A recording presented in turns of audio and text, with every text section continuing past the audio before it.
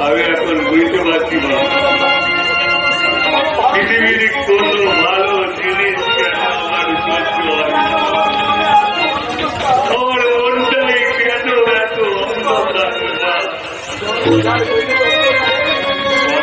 গভীর অন্ধকারে দেখি পারে জন্ম জন্মান্তর ধরে ওই মানুষের কাছে ভালো হতে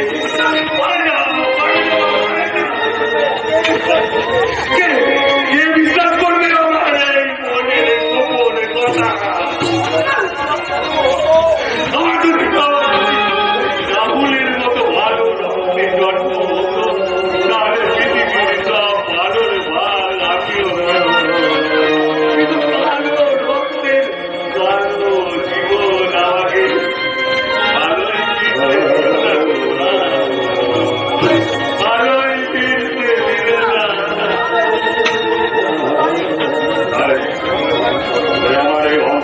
জীবনের জন্য যে দাঁড়িয়ে